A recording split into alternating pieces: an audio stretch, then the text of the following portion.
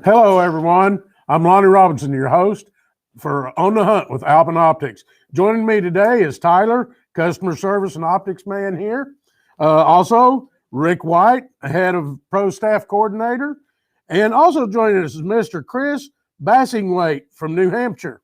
And remember to stay tuned for our weekly special.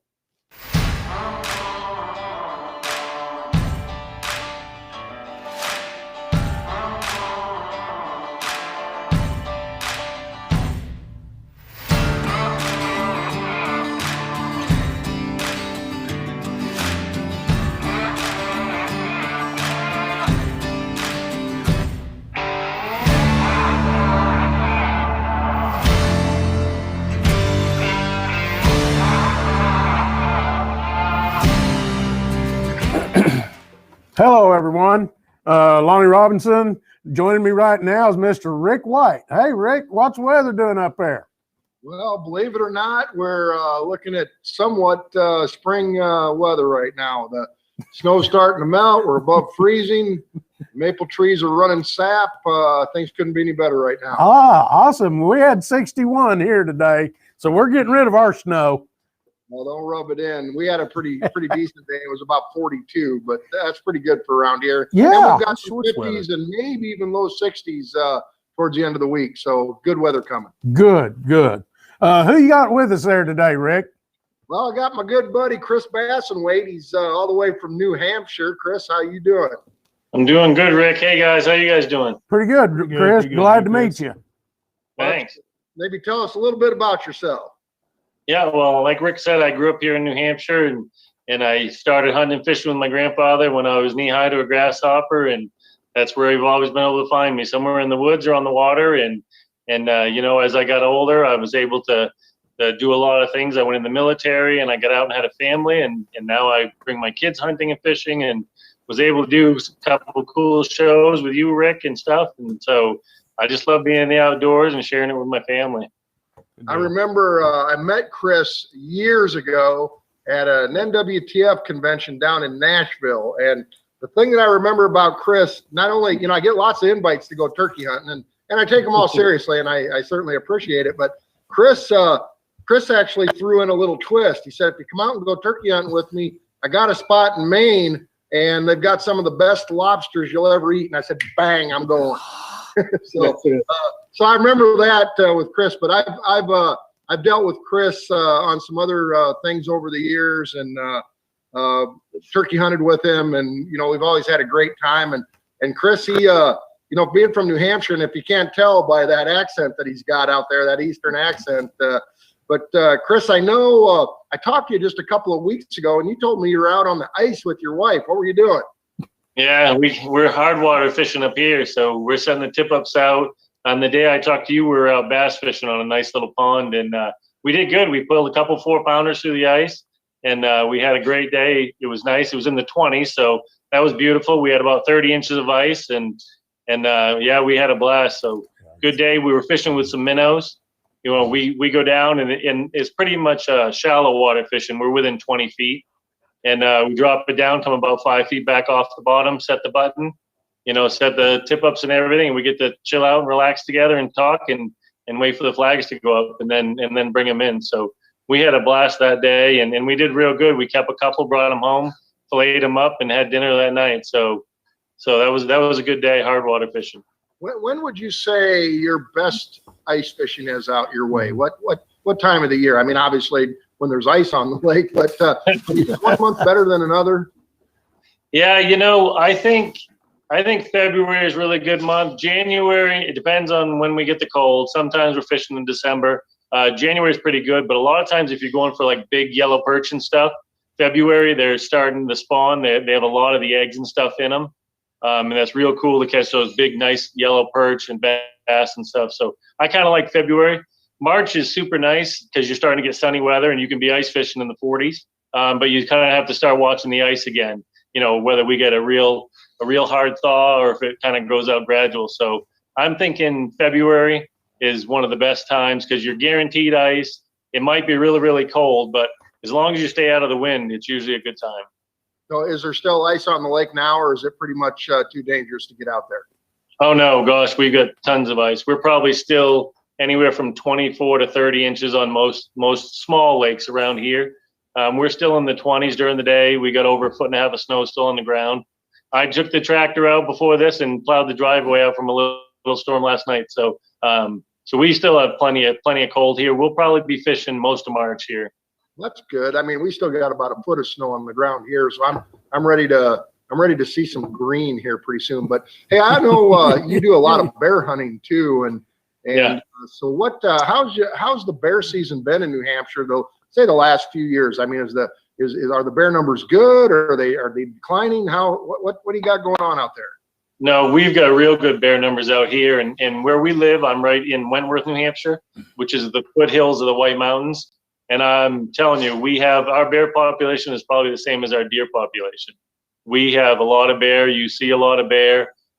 Really good mother with probably 2 to 3 cubs most of the time. We've even seen 3 and 4 cubs over here, which is kind of unusual. But the mothers are really producing a lot of good big boars, a lot of mast food around here. So these foothills really bring out the bear, and we've had great seasons. I filmed my daughter she took a real good bear out here right on our land 3 years ago. I've taken 2. My wife took a real good one here last year. So if we don't hunt them on our land over bait, then we've got a lot of corn. The Connecticut River Valley is real fertile land over here. So we've got a couple good farms that we hunt, and so we can hunt them in the corn, kind of catch them going in or coming out of the corn.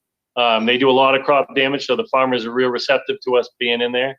So we've got a real good season, and if you want to kind of spot and stalk, we can go in the corn. We can hunt the mast foods too, just like we were deer hunting and hang out, or we can bait them. So any of those, and we've taken them all ways here, and we have good bear. And as a whole, I've seen in New Hampshire that the size is above the average of Maine. So we're getting bigger bear here than Maine.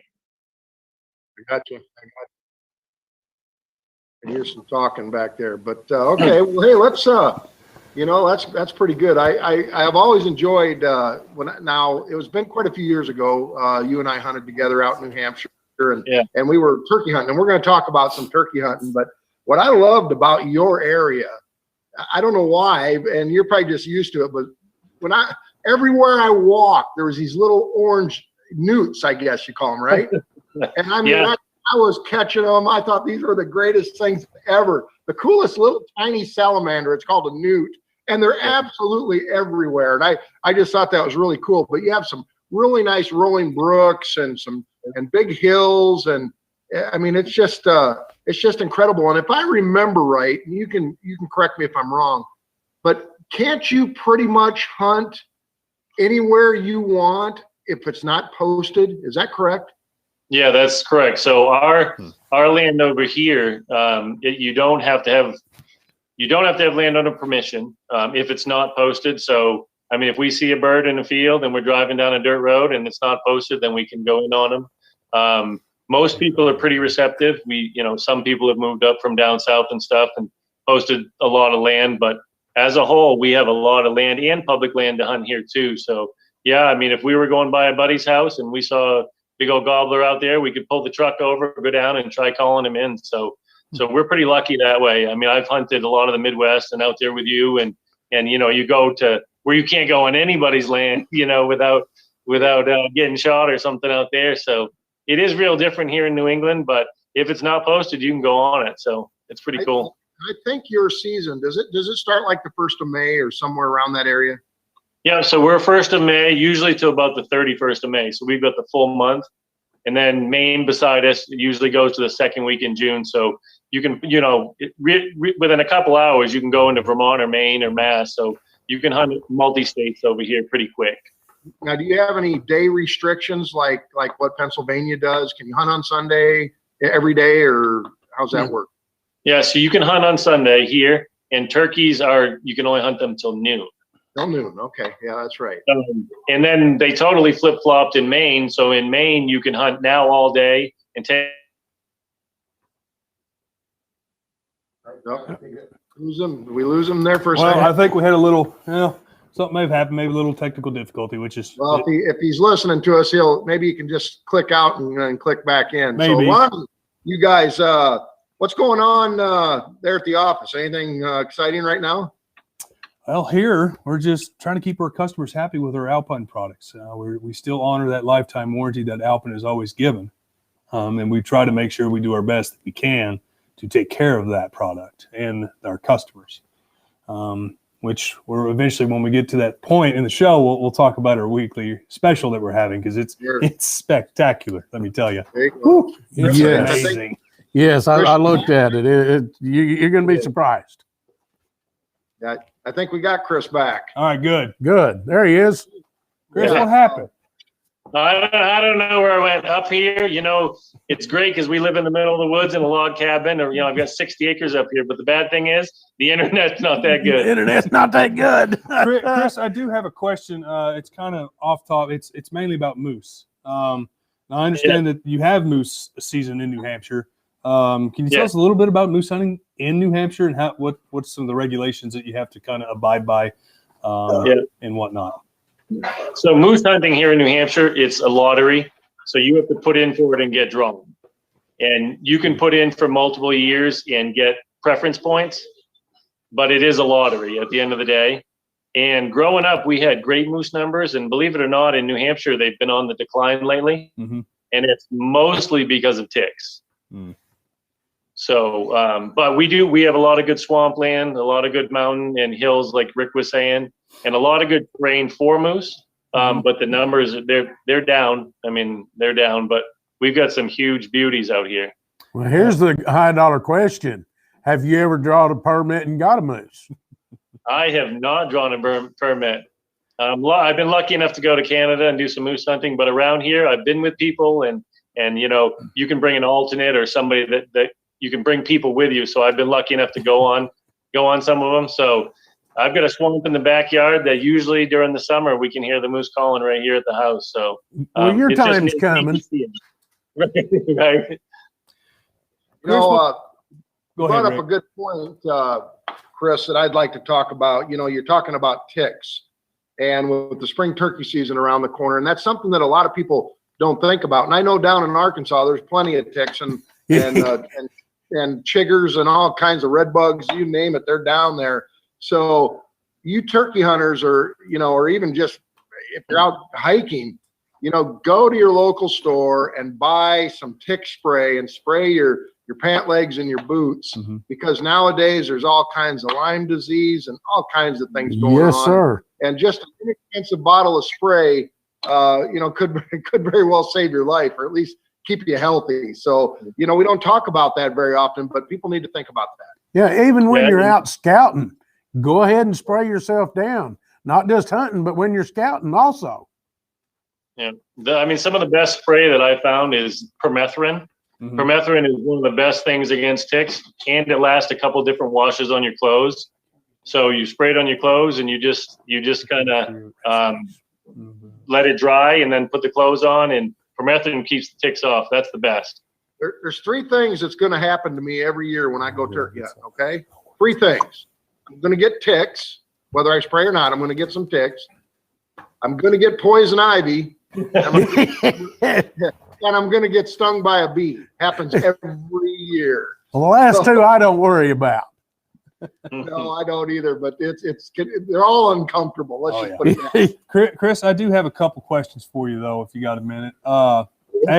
For all us healthy hunters that like to eat out there and get recipes while we hunt, what kind of recipes do you offer? And what you mainly use when you go on a hunt? Yeah, so luckily my wife is a wonderful cook, and she cooks most of the game we do, but I do the grilling. Oh, So, but a lot of venison, and we cook most everything that I cook that I find the best is a medium rare. But our bear steaks, you can't beat them. You wouldn't know the difference that you weren't eating a nice big old cow steak. So Awesome. or Angus beef or something. But I love the bear steaks. You kind of can't beat it. And my wife is very creative, and we make pizzas and fajitas and everything. But a good big old bear steak, a nice thick backstrap is one of my favorite here. I just Medium rare. ate, and that makes me hungry. They're always hungry. Hey, you know what? know. And I'll share some recipes in some future shows. And I do a lot of grilling myself. But I just bought for Christmas. I bought my wife a Ninja Foodie, and I don't know if you've ever seen those, but it's a pressure cooker and an air fryer in one. Oof. And I'm telling you what, that thing cooks unbelievably well. And I'm starting to really learn how to use it. But there's so many neat things you can do with that, and wild game and just regular, meat from the grocery store, however you want it. But like you can take pork chops. I just did some the other night, and in 13 minutes they're completely done and ready to eat. I mean, it's fabulous. Yeah, we actually used one of those air fryers too. We took out some bass fillets the other night, put them in that Louisiana, just the shake up, the stuff that you put in the bag and shake it up. You just get it at Walmart, and we put it in the air fryer, like you said. 385, 10 minutes, it was done, and it was perfect white meat. Some good old shake Awesome. and bake. Shake and bake. Shake and bake and Louisiana shake and bake. Chris, one more. Is there any type of organization that you work with? Yes. Can you tell us a little bit about that? Yeah, so I've worked with the Wheeling Sportsmen through the NWTF. I've got a lot of good buddies down in Tennessee. Mike Sentel's one of my heroes down there, and I've been lucky enough to go with them. I've worked with Wounded Warrior. I've donated my time and taught some bow classes down at Hanscom Air Force Base. So anytime that I can give back, and I'm a veteran myself, and anytime I can give back in that capacity or go on a hunt, I've taken disabled people hunting and disabled veterans, women in the outdoors. At our local fishing game, we do a women in the outdoors. So I've done seminars for them, and I just really enjoy being out there. But I love giving back and being a veteran. That's true and near and dear to my heart. So anytime I can get out in the woods with one of those guys, we're all brothers and sisters out there. I mean, is there any specific spots that you try to take them to, or is it in New Hampshire? Do you try to travel to Tennessee with them, or I mean, how do you?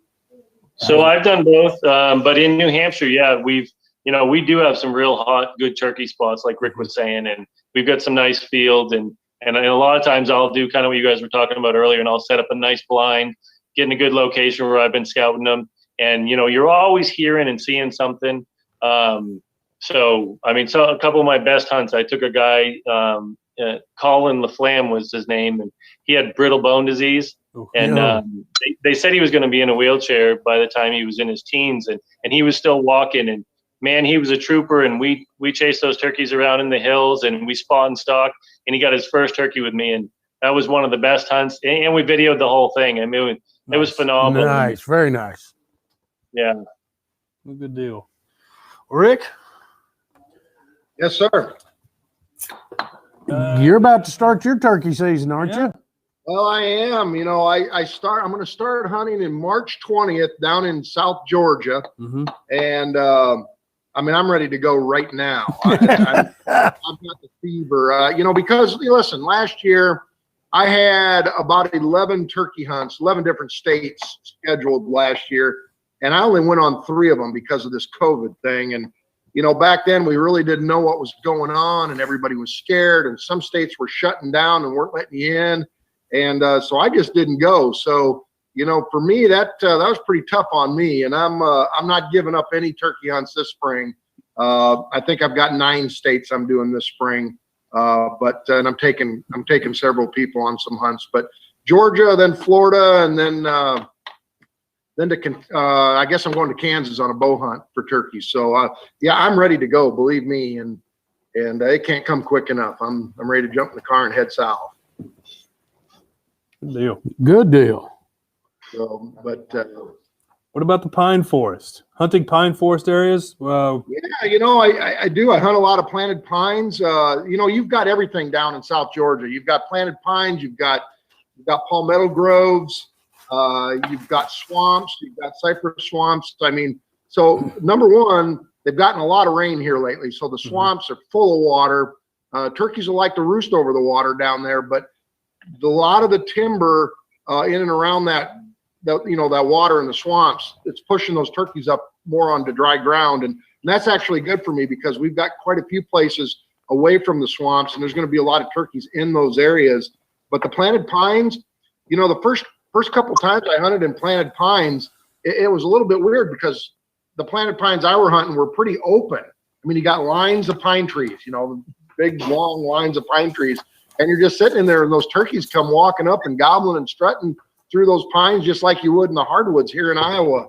And it's really pretty neat. I mean, you can slip right up on them and call them right in, and I mean, anywhere a turkey comes strutting in is beautiful, but certainly in those planted pines, it's you know, it's just something I only get to do in a couple of places, because the southern states are about the only place you're going to experience that, quite honestly. So yeah, no, I love it. Absolutely love it. And you know, let's see, what else could we talk about here? You know, I always touch on this just a little bit, and we're gonna get into a little bit more turkey hunting here the next few weeks. But the biggest thing that when I do my seminars and stuff is I talk safety, and I haven't really done that yet with the turkeys. But just as a reminder, the advanced turkey hunters are the people that have been doing it a while. They know this, but you know, make sure when you go to the turkey woods that you stay away from the red, white, and blue colors. These are the colors of the turkey's head. And you know, I always tell people, when you sit down at a tree and you sit down and you're sitting against that tree and you got your knees bent up, make sure your pant legs aren't exposed, because a lot of times people are wearing white socks, and I've seen that cause problems. That's me. You know, don't wear red hats and so on and so forth, and just try to keep those colors out of the turkey woods. And then if you ever do have a hunter walking up on you, and people have experienced, I promise you, I've had it happen on private ground, let alone, you know, public ground. It happens all the time. But you get a hunter that comes walking up on you, don't wave at him and try to wave him down and that kind of thing. Just in a natural voice, get his attention and tell him you're a hunter and you're over here, so he can locate you before you're moving, so that they're just not shooting at movement. So just some things to think about, you know, when we're talking safety in the turkey woods. Yeah, when I do my hunter ed classes, that's part of, I mean, that's like almost a 20-minute session that I talk about, you know, not the red, white, and blue, and don't holler, just the normal voice. Talk to them, you know, safety, safety, safety. Yeah, and then decoys, and we'll talk about that on a later show, decoys. But I remember the first year we legalized decoys in Iowa, and the very first year, and I was set up with a Jake decoy and a hen decoy, and back in those days, they didn't look like turkeys. Okay, they're just it was like a sick chicken almost, but they worked, you know, somewhat, not like the ones nowadays. But anyway, long story short, I had a hunter sneak in on me and actually shot my decoy. And what you would be surprised to hear is he shot my hen decoy and not my Jake decoy. Oh, great. You know, things can happen.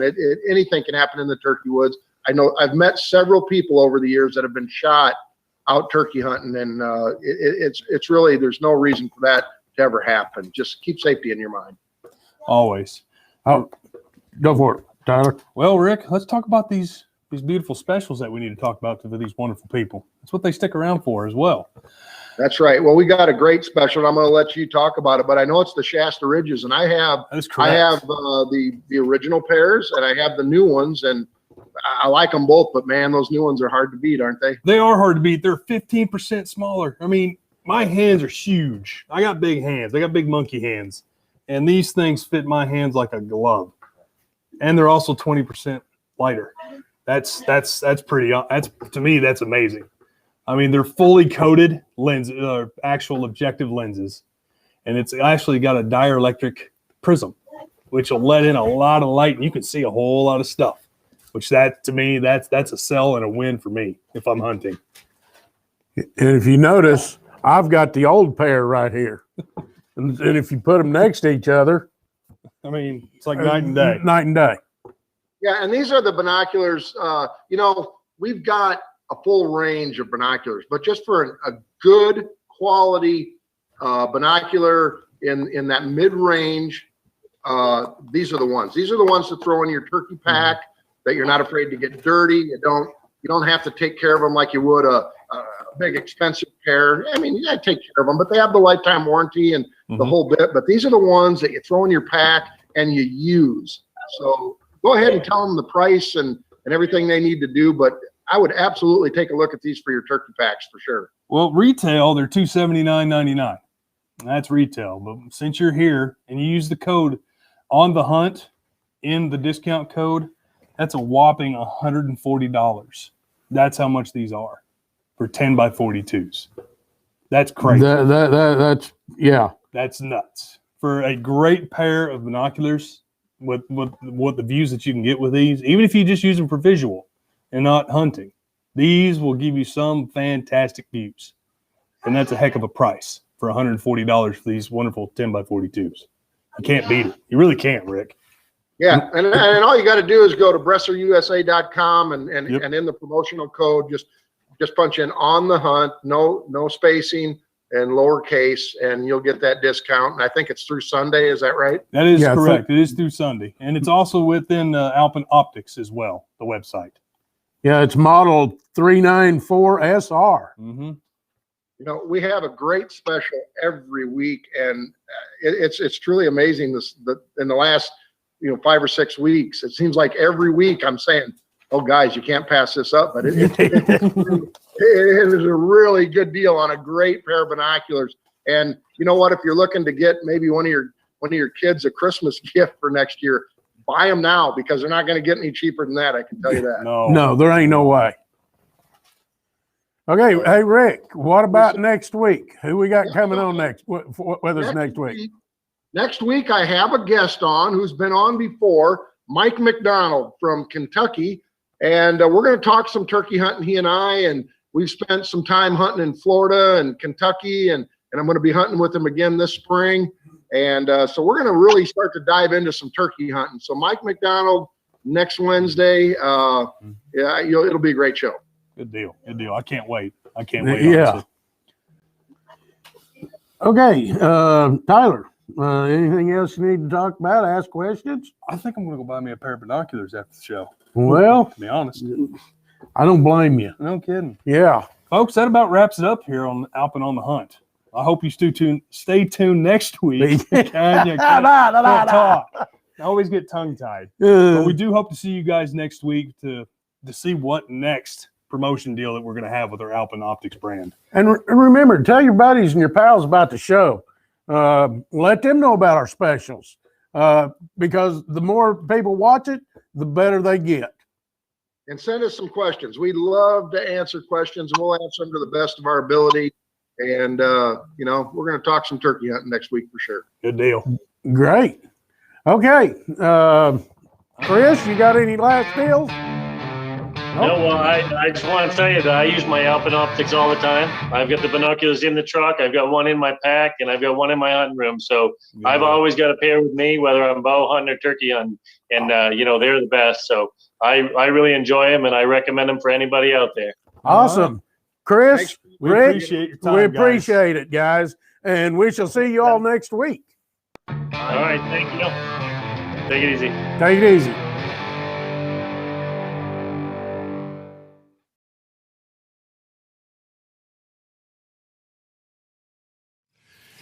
Good optics are a must for a hunter, particularly binoculars, not only during hunting season, but times like this when it's time to start scouting. But there's one thing you need to do when you get your binoculars that a lot of people don't realize. You need to set them up for yourself. Everybody's eyes are a little bit different. And here's how I do it. It's simple and easy. Just take the binoculars and just kind of grab good focus on an object. And I go and put my hand over the left lens. The dioptering, which is on the right side, I will go ahead and adjust that until that right eye is in focus. Once it is, I take the hand off the other side, both eyes in focus, and you're ready to go. It's simple and easy, and it's a must that you do this before you go out and use them.